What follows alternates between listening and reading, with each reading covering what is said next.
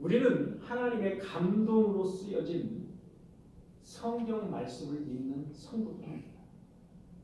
자, 우리는 전체적인 우리 하나님을 믿는 성도들에 대해서 우리 전체적으로 한번 잘 요약을 하고 항상 그 요약된 것을 우리 마음속에, 우리 머릿속에 가지고 있어야 되는데 성경은 하나님의 감동으로 기록된 책이라고 분명히 성경은 말하고 있죠.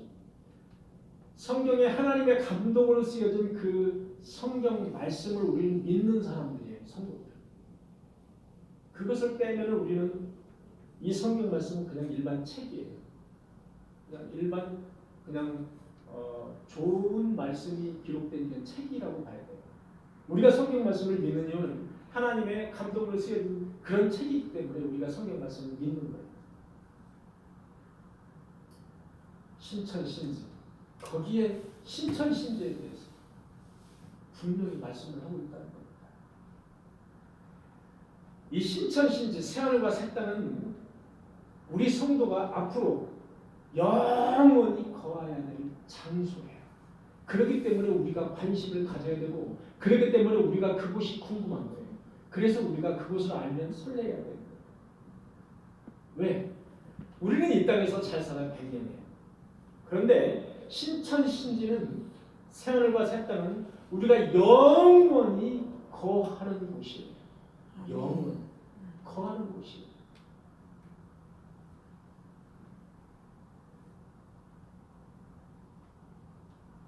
영원이라는 단어는 사실 우리가 영원이라는 단어는 이 세상에 없지 않습니까? 그러니까 우리가 잘 이해가 안 돼요. 우리는 시간 속에서 살고 있어요. 우리는 시간 속에서 늙어가고, 우리는 시간 속에서 이 시간에도 중환자실에서 목숨이 다해서 죽어가는 사람들이 부지기수예요.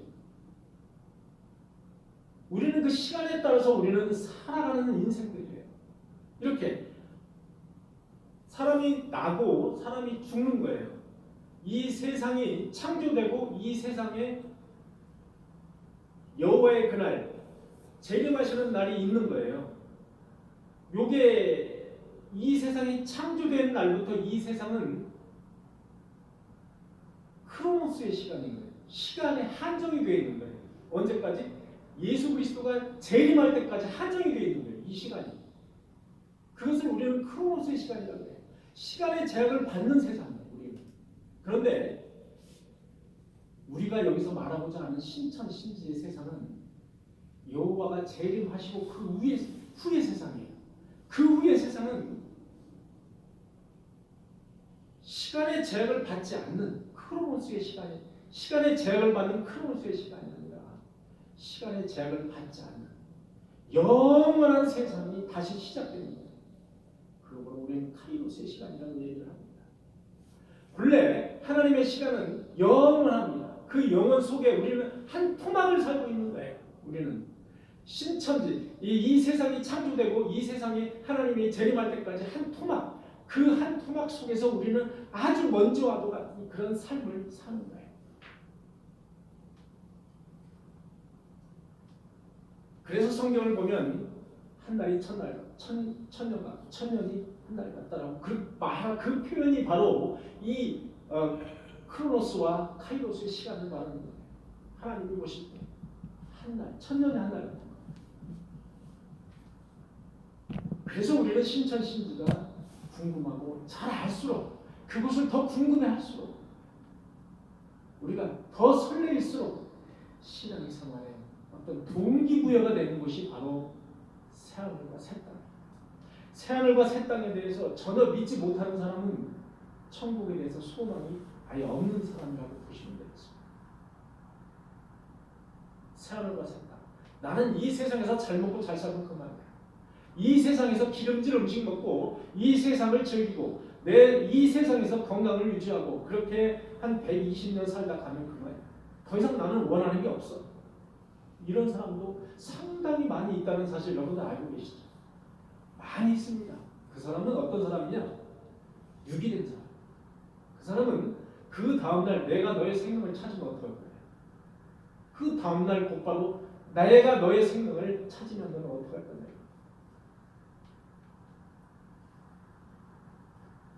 내가 100년, 120수 할 것 같지만 하나님은 그 사람의 생명을 다 주관하고 계신다는 사실이에요. 여러분, 우리가 잘 먹고 건강한 음식을 먹으면 천년 만년 그렇게 살 것 같죠. 그렇다면 정중 회장이나 이건희 회장은 이 세상에 돈 많은 사람들 아마 최하 500년, 1000년은 살았어야 맞습니다. 왜? 그 사람들은 우리가 말하는 산삼, 무슨 삶, 건강에 좋은 거 얼마나 많이 먹었겠습니까? 그러나 그 사람들이 사는 것은 겨우 80이에요. 겨우. 우리 조정자 집사님 지금 산삼을 드셨습니까? 아니면 조정자 집사님이 뭐 저기 뭐야 그 봄바바닥 드셨습니까 혹시? 그 혹시 그 저 조정자 집사님 혹시 그 뭐 일주일에 한 번씩 그 사다 드십니까? 네. 에기스? 우리 아들이 사다. 아들이 사다 드셔요? 봄바바닥도? 비싼데. 내 목사님 다음에는 냉기다 드릴게. 그러시군요. 아이고, 내가 이렇게 보면 우리 조정자 집사님이 앞으로 참 그 아들 둘 다 전도하셨잖아요. 그다음에 이제 손자까지 전도하셔요. 비전이 아주 지금 이제 연세가 86세, 올해 86세 되셨죠. 네. 86세인데 하나님이 우리 조정자 집사님의 생명의 그 수완을 어느 정도까지 이제 하나님이 가지고 계신지 모르겠지만 아주 저렇게 건강하고 늘 입에서 나오는 소리를 보면 하나님께 맡기면서 산다는 그런 말씀. 그래요. 저렇게 사시는 분들이 있는데 어떤 사람은 산삼, 인삼 다 먹어도 80kg. 얼마나 많습니까?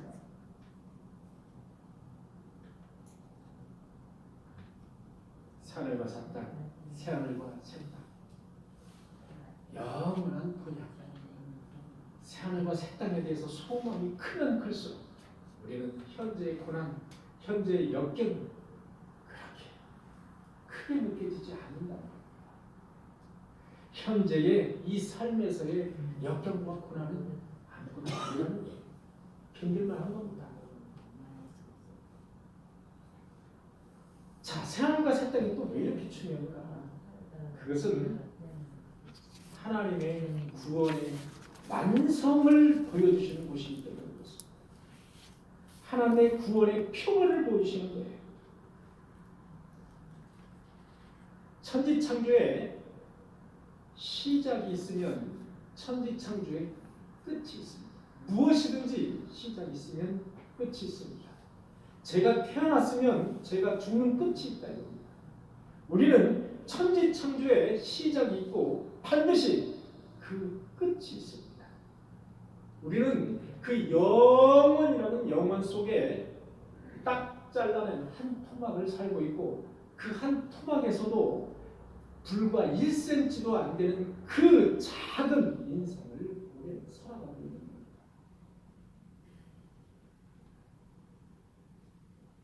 그래서 새하늘과 새 땅은 바로 하나님의 구원의 완성도를 가르칩니다. 영원한 세상, 그 영원한 세상을 바로 그 새하늘과 새 땅이라고 우리는 지칭을 하고 있습니다.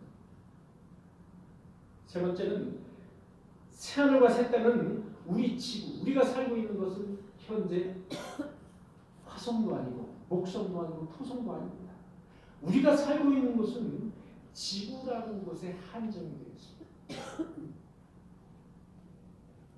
이 지구가 새하늘과 새 땅에서 예수님이 재림하실 때 이 지구가 어떤 변화를 겪게 될 것인가? 여러분 궁금하지 않으신가요? 이 부분이 궁금하지 않으십니까? 저는 되게 궁금하거든요. 마지막 날 새하늘과 새 땅, 예수님이 재림하실 때 여호와의 그날에 이 지구는 도대체 어떤 모습으로 변화될까? 얼마나 궁금합니다. 없어질까? 물에 녹아서 성경 보니까 물질이 다 물에 녹아진다고 했지 않습니까? 물에 다 녹아져서 없어질까? 없어진다는 얘기인가? 어떤 이야기세요? 되게 궁금합니다. 이런 그 궁금증, 이런 것들은 우리에게 직간접적으로 상당히 영향을 미치는 것들입니다. 현재 우리가 인간의 몸으로 상상할 수 있는 것들이에요. 이런 것들, 궁금한 것들입니다. 자, 우선 새하늘과 새 땅. 새하늘과 새 땅은 이 하나님께서 이 우주 만물을 창조하셨는데 새하늘과 새 땅은 도대체 이 창조하신 우주 만물이 완전히 없어지고 새롭게 무언가를 만드시는 곳이 새하늘과 새 땅인가? 우주를 다 이제 폐기 처분해 버리시고 새하늘과 새 땅을 새롭게 만드시는 건가?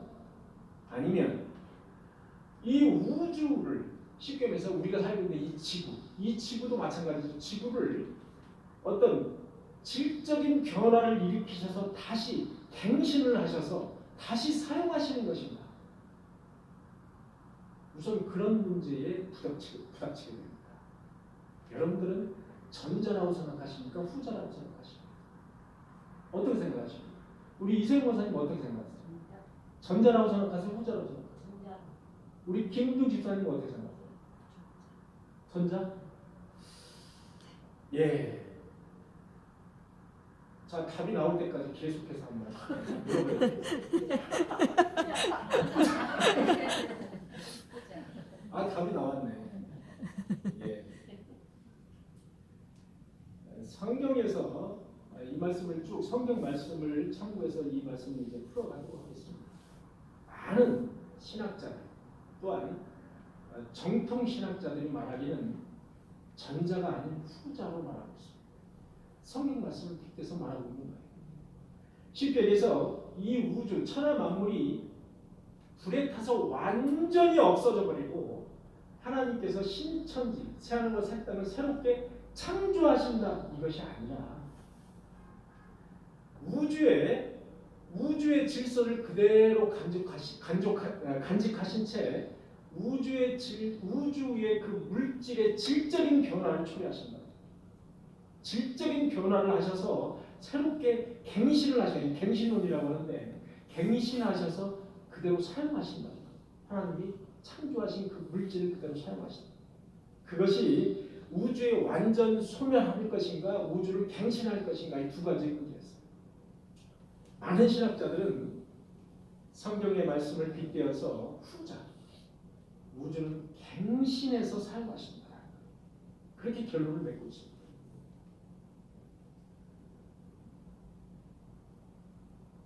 새하늘과 새 땅 할 때 이 새라는 그 새하늘 우리로 말하면 영어로 말하면 new, new죠, new.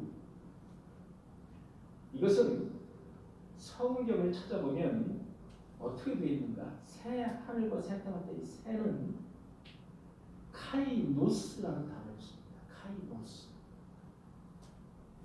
네오스가 아니라 카이노스라는 단어를 씁니다. 쉽게 해서 네오스는 완전히 없어지고 새롭게 창조되는 것을 네오스라고 말합니다. 그런데 카이노스는 기존의 것에서 좋은 것만 다 빼, 나쁜 것은 다 버려. 완전한 완전체로 새롭게 가는 것. 그것이 바로 카이노스예요.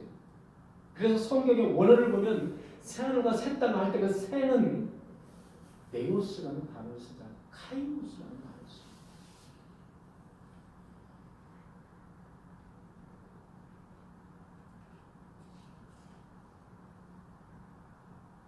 자, 베드로후서 3장 3절 이하를 여러분에게 읽어드리겠습니다. 말세에 조롱하는 자들이 와서 자기의 정욕에 따라 행하며 조롱하여 이르되 주께서 강림하신다는 약속이 어디 있느냐?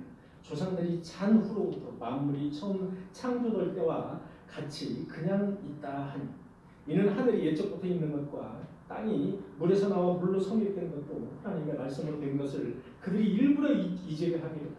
이로 말미암아 그때의 세상은 물이 넘침으로 멸망하였을 때 이제 하늘과 땅은 그 동일한 말씀으로 불살하기 위하여 보호하신 바 되어 경건하지 않은 사람들의 심판과 멸망의 날까지 보존하여 두신 것이다. 왜 보존하여 두셨다고요? 경건하지 않은 사람들을 위하여. 경건하지 않은 사람들을 위하여 불사르기 위하여. 그날에 불사르기 위하여 남겨두셨다는 거예요.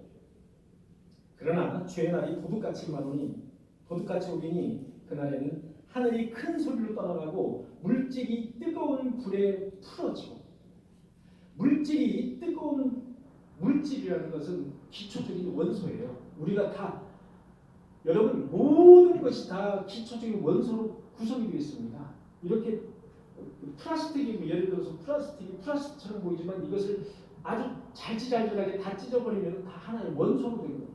아주 눈에 보이지도 않는 원소가 다 모여서 이렇게 되게 나무가 되고 플라스틱 되는 거 아닙니까? 그 물질이 뜨거운 물에 풀어지고 너희는 하나님의 날이 임하기를 사모하라. 그날에는 하늘들이 풀어지고 물질이 다 녹아지고 물질이 다 녹아진다고 했어요. 그런데 이후의 말씀을 아무리 찾아봐도 물질이 다 녹아져서 없어지고라는 표현이 없어요. 물질이 다 녹아진다는 거예요. 거기까지만 있어요. 그러니까 질적인 변화가 된다는 거예요. 녹여서 물질적인 변화를 일으키겠다는 거예요. 완전 소멸이 아니라 그날에는 우주가 질적인 변화가 있음을 암시하는 구절이에요. 13절에 우리는 그의 약속대로 의가 있는 곳인 새하늘과 새 땅을 바라보다. 새하늘과 새 땅. 요한계시록 21장 1절에 보니까 또 내가 새하늘과 새 땅을 보니 처음 하늘과 처음 땅이 없어졌고, 처음 하늘과 처음 땅이라는 것은 우리가 지금 이렇게 보고 있는 이것이 처음 하늘과 처음 땅입니다. 이 땅이 우리 눈에는 이 땅이 보이지 않는 거예요. 그날에는. 예를 들어서 저기 나무가 있었고 여기 이렇게 뭐 이렇게 다 있는데 이것들이 다 풀어져 없어져 버리는 거예요. 없어졌다는 표현이 아니라 다 녹아지는 거예요. 표현이 녹아졌다는 표현이에요. 다시 있지 않다. 내가 보니 거룩한 성 새 예루살렘이 하나님께로부터 하늘에서 내려오니 그 준비한 것이 남편을 위하여 단장한 것 같다. 새하늘과 새 땅은 우리가 말하는 새하늘과 새 땅은 성경에서 비유적으로 표현인데 남편을 위하여 단장한 신부와 같다는 표현입니다. 여러분, 저는 신부가 되고자 않아서 몰라요. 그런데 여성 여러분들 혹시 신부를 위하여 결혼식 때 몇 달 전부터 단장하고 신랑을 기다리면서 단장하고 그날을 위해서 단장하는 그런 설레임 여러분 혹시 가지고 계십니까? 여성분들? 우리 조정자 집사님만 가지고 계신가 봐. 우리 집사님 답답했어. 그렇대. 저는 남자라서 그 설레임을 잘 몰라요. 그런데 새하늘과 새 땅은 마치 그런 것 같다는 거예요. 새하늘과 새 땅은 그런 설레이는 그런 신부를 기다리는 신랑을 기다리면서 단장하는 그런 마음이라는 거예요. 새하늘과 새 땅 단장한 것 같다. 요한계시록 20장 16절에 보니까 내가 크고 흰 보좌와 그 위에 앉으신 이를 보니 땅과 하늘이 그 앞에서 피하여 간되었더라. 이것도 마찬가지로 표현이 하늘이 그 풀어지고 물질이 녹아진다는 그런 표현이에요. 그것이 어떻게 공중분해에 대해서 싹 이렇게 어떻게 없어지는 건다는 표현이 아니라 하나님께서 질적인 변화. 우리 눈에는 마치 지금 보이는 풀과 어떤 하늘과 이런 것들이 있는 것처럼 다 보이지 않습니까? 그날에 우리가 지금 볼 때. 그런데 그날에는 그것들이 없는 것처럼 보이는 거예요. 완전히 질적인 변화를 한다는 거예요. 여러분, 우리가 지금 우리가 눈으로 보는 하늘과 땅 그리고 산과 바다 이런 것들은 구창조입니다. 그렇죠? 구창조. 하나님께서 이제 창조하신 그대로 있는 거예요. 그대로 지금 있는 겁니다. 그런데 신창조에도 이것이 있는가? 그렇습니다. 신창조에도 이것이 그대로 가지는 않지만 이 물질이 그대로 있는 겁니다. 가는 겁니다. 예수 그리스도께서 부활의 모습으로 나타나셨죠. 그럼 부활한 예수 그리스도가 그리스도입니까? 아니면 다른 사람입니까? 그리스도죠. 부활하신 예수님이 그리스도예요. 그대로 오신 거예요. 그대로 오신 겁니다. 다만 질적인 변화가 있는 거죠. 분명히. 그걸 보고 우리는 구창조와 그다음에 신창조 간에 연속성이 있다 이렇게 말해요. 구창조와 신창조 간에 반드시 연속성이 있습니다. 구창조와 신창조 간에 연속성이 끊어져 버렸으면 새롭게 창조하셔야 되는 거예요. 이것은 반드시 연속성이 있다. 부활의 예수 그리스도와 부활하시기 전에 예수 그리스도가 연속성이 있듯이 연속성이 반드시 있다. 그러나 질적으로 본질적으로 다른 면이 있습니다. 그래서 우리는 이걸 보고 불연속성도 있다. 그렇죠? 예수 그리스도가 예를 들어서 부활하시기 전 예수 그리스도와 부활하고 난 다음에 예수 그리스도가 똑같진 않죠. 똑같진 않아요. 왜냐? 시간과 공간을 초월하셨죠. 일단 그 다음에 부활하신 예수님이 그 몸으로 승천하셨죠. 하늘나라에 승천하시잖아요. 그 많은 사람들이 보는 그 가운데 구름 속으로 승천하시는 모습 있잖아요. 어떻게 부활하시지? 부활하기 전에 그 모습과 부활하시고 난 다음에 그 모습은 이렇게 질적으로 불연속성이 있다는 거예요. 그래서 우리가 창조하신 구창조, 이 구창조와 새하늘과 새 땅의 신창조는 그 사이에는 그대로 가는 그 물질이 그대로 가는 것도 있지만 질적인 완전히 질적으로 변하는 불연속성이 있다는 거예요. 그래서 연속성과 불연속성이 동시에 존재한다는 거예요.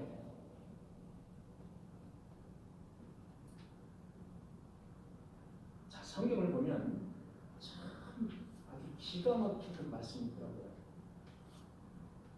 여러분, 우리 성도들, 하나님을 믿는 성도들만 새하늘과 새 땅을 고대할까요? 아닙니다. 성경을 보면 피조물이 새하늘과 새 땅, 여호와의 그날을 고대한다는 말이 여러 군데 나와 있어요. 여러분들 잘 생각을 해보셔야 됩니다. 지금 하나님께서 창조하신 구창조 속에 생명이 있을까요? 없을까요? 여러분 여기에 있는 화초 속에 생명이 있습니까? 없습니까? 있어요. 저 화초 속에서도 하나님이 주신 생명이 있는 거예요. 이 피조물들이 고대한다는 거예요. 무엇을 고대한다? 새하늘과 새 땅을 고대한다는 거예요. 부패로부터 자유하고 싶다고 외치고 있다는 거예요. 자연세계가 몹시 고대하고 있다는 거예요. 무엇을? 부패 없는 자유.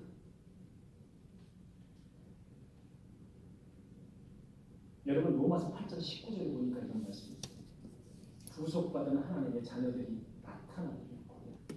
자연과 인간이 갖는 특수관계가 있어요. 자, 그 말씀을 한번 찾아보도록 할게요. 오늘 읽은 말씀.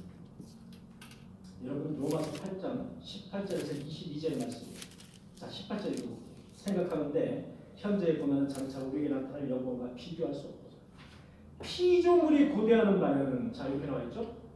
자, 인간이 고대하는 바가 아니라 피조물이 고대하는 바는 하나님의 아들들이 나타나는 것입니다. 이게 무슨 소리입니까? 자, 피조물이 하나님의 아들들이 나타나는 것을 고대한다. 무슨 소리예요? 하나님의 아들들이 여기서 말하는 하나님의 아들들이라는 것은 우리가 다 죽어서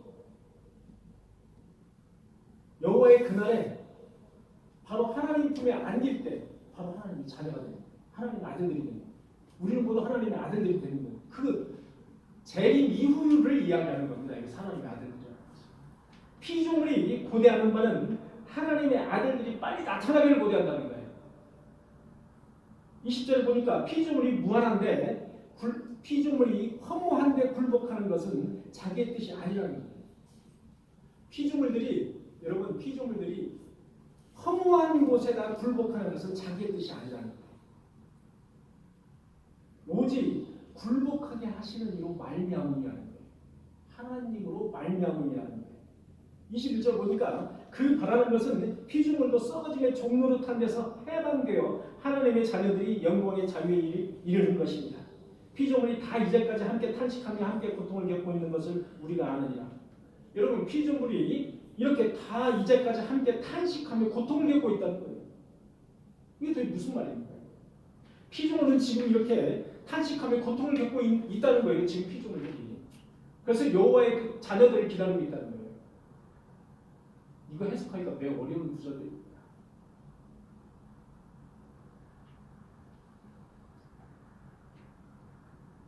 자, 이 피조물 고통하며 탄식한다는 이 말, 이게 무슨 말이냐?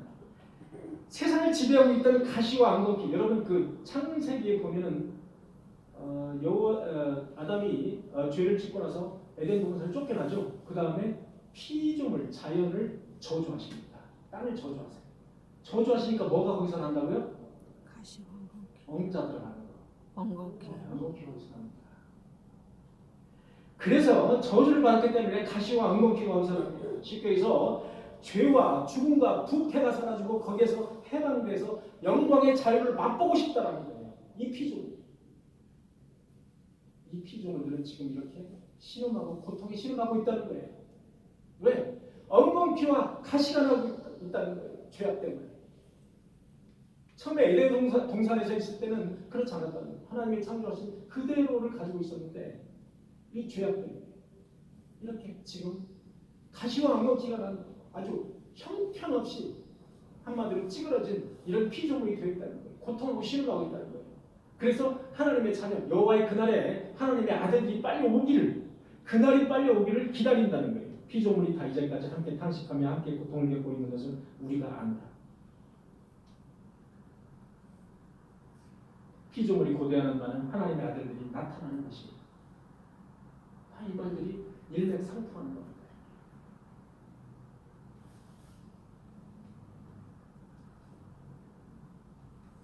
인간의 범죄를 위해서 자연의 저주를 받고 자연이 파괴되고 그리고 거기에서 가시와 엉겅퀴가 났다.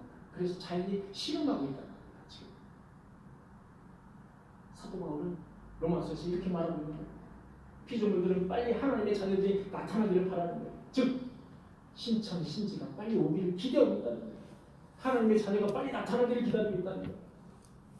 그렇게 외치고 소망하고 있다는 거예요. 우리가 듣지는 못하고 있지만 그렇게 소망하고 있다는 거예요. 이게 놀라운 말씀입니다. 놀라운 말씀입니다. 피조물들이 허무한데 굴복했다. 이 뜻은 피조물들이 가시와 엉겅퀴, 죄악, 죽음, 부패 이런 것에 바로 굴복했다. 피조물들이. 그런데 그 굴복에서 승리하는 날이 언제냐? 하나님의 자녀들이 나타나는 날이라는 거예요. 하나님의 자녀들이 나타나는 날을 지금 기대하고 고대를 하고 있다. 전도서 1장 8절에 보니까 모든 만물이 피곤하다는 것을 사람이 말로다 말할 수 없나니 눈은 보아도 족함이 없고 귀는 들어도 가득 차지 아니하다. 우리는 눈은 보아도 족함이 없습니다. 이 삶은. 귀는 들어도 알아들을 수가 없습니다. 왜? 막혔기 때문에. 뭐 죄악. 이 세상, 이 피조물들은 이 죄악과 가시와 엉겅퀴로 인해서 지금 실험하고 있는 모습이 사도 바울의 눈에는 보이는 거예요. 사도 바울의 귀에는 들리는 겁니다.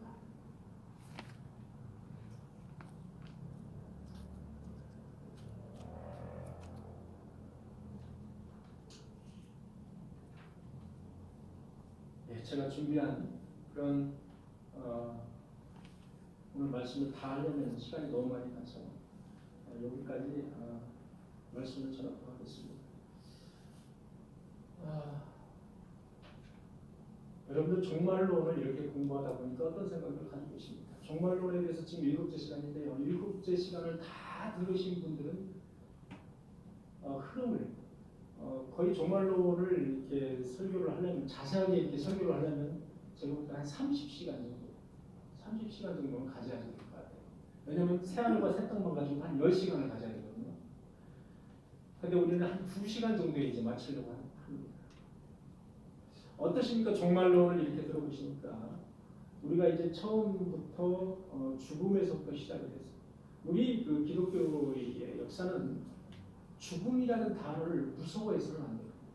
죽음이라는 단어를 무서워하거나 기피하거나 회피하거나 죽음이라는 단어에 대해서 절대적으로 부정하거나 이거는 성도가 아닙니다. 그 하나님의 자녀들이 아니에요. 우리는 이 땅에서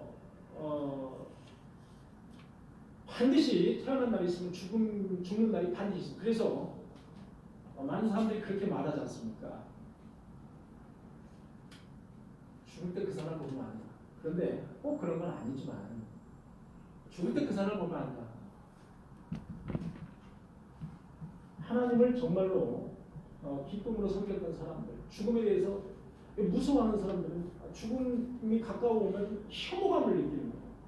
막 완전히 무서워하는 거예요. 죽음에 내가 이끌려가는 거죠. 쉽게 얘기하면. 그래서는 안 된다. 하나님을 믿는 사람들은 죽음을 무서워해서는 안 됩니다. 죽음은 곧 영생의 시작이에요. 하나님을 믿는 사람들은 죽음은 곧바로 영생의 시작이에요. 그것을 알아야 돼요. 이 세상에서의 삶, 그 100년 되는 삶이 모든 것이라고 생각하면 큰 착오예요. 그래서 의미가 없어요. 하나님이 주시는 우리의 삶은 여러분 1년이 될 수도 있습니다. 20년이 될 수가 있어요. 어떤 사람은 50, 60이 될 수가 있어요. 저의 가까운 친척분이 있습니다. 송우 씨라고. 송우. 저에게는 오촌 당숙 되신 분. 아주 확실한 불교신자신데 여러분 그 KBS의 인생 뭐예요? 인간극장. 인생 다큐는 인생 다큐가 그게 5부작으로 나왔거든요. 5부작. 그분이 췌장암에 걸려서 마지막에 이제 췌장암에 걸려서 제가 아산병원에 문병을 갔습니다. 병원에 누워 계시더라고요. 제가 갔더니 펄떡 일어났어요. 똑같이 일반 사람과 똑같았어요. 펄떡 일어나시더니 가방을 딱 꺼내더니 췌장암에 대해서 이만큼 이 자료를 가지고 저에게 설명을 하기 시작했어요. 저라 췌장암 아무것도 아니야. 이렇게 되면 다 고칠 수 있고 다 살 수 있어. 아무것도 아니야.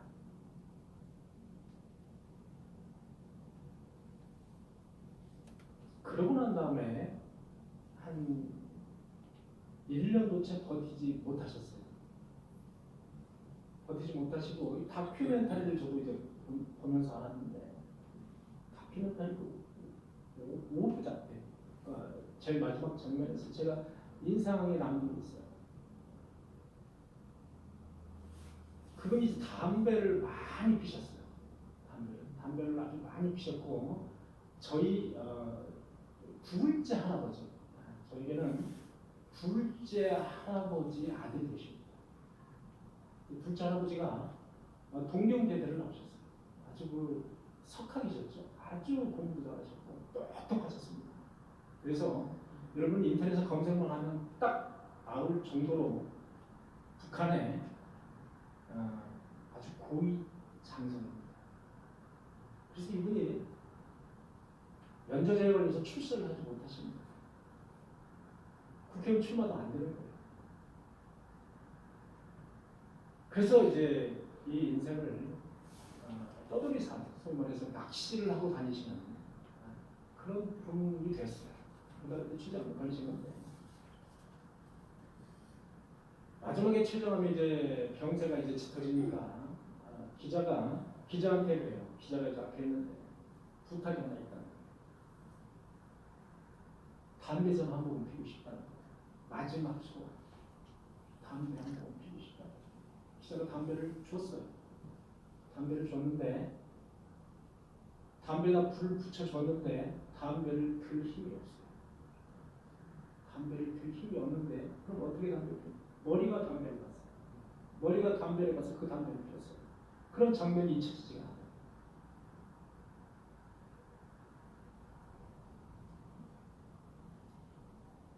그걸로 인해서 이제 그분이 돌아가시고 저희 이제 가족묘에 이제 안장을 이제 하시게 됐습니다. 근데 제가 이제 그때만 해도 좀 이제 젊은 나이여서 사실 그 죽음에 대해서 상당히 좀 저 나름대로 공포감이 뭐 없을 수 없지 않습니까? 어느 누구도 저희 그렇게 신앙이 좋으셨다고 하는 저희 어머니도 돌아가실 때 의사가 앞으로 뭐 10년 이상 뭐 너끈히 더 사실 수 있을 것 같습니다라고 그렇게 말을 했을 때 어머니의 그 환한 미소가 제가 생각이 나거든요. 우리 인간은 죽음 앞에서 어느 누구도 당당할 수는 없습니다. 어느 누구도 죽음을 기뻐하고 그렇게 할 수는 없는 게 다 거짓말이에요. 우리 인간은 육신으로 왔기 때문에 죽음을 두려워하는 존재인 맞아요. 그런데 죽음에 이끌려서 그렇게 가서는 안 된다. 마지막까지 죽음에 이끌려서 그렇게 가득 그렇게 공포스럽게 그렇게 죽을 필요가 없는 거예요. 우리 소환이 다 돼서 하나님이 부르실 때는 그 하나님이 보내신 천군 천사의 그 품에 안겨서 기쁨을 가지고 그렇게 가야 되는 그런 생각을 가지고 있어야 되는 거예요. 우리 삶은 그렇습니다. 그런 삶이 되어야 돼요.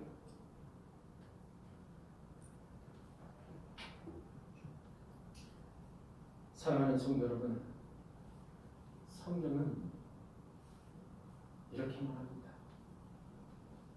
새하늘과 새 땅은 그 준비한 것이 남편을 위하여 단장하는 것 같다. 새하늘과 새 땅은 바로 설레임이고 내가 영원히 거해야 될 곳이 바로 새하늘과 새 땅이라는 질적대로 가 있는 곳입니다. 피조물도 그날을 고대하고 있는 곳입니다. 사랑하는 성도 여러분, 우리가 재림을 잘 준비했습니다. 여호와의 그날을 잘 준비했습니다. 상급받고 당당하게 새하늘과 새 땅을 우뚝 서는 저와 여러분들이 되시길 간절히 축원합니다. 기도하시겠습니다. 주님 감사합니다. 이 세상에 살면서 많은 어려움이 있습니다. 많은 환난과 고난이 있습니다. 그럴 때마다 우리가 저 새하늘과 새 땅, 저 천국을 바라보며 넉넉히 이길 수 있는 우리 믿음의 신앙인들이 되게 하여 주옵소서. 예수님의 이름으로 기도하옵나이다. 아멘.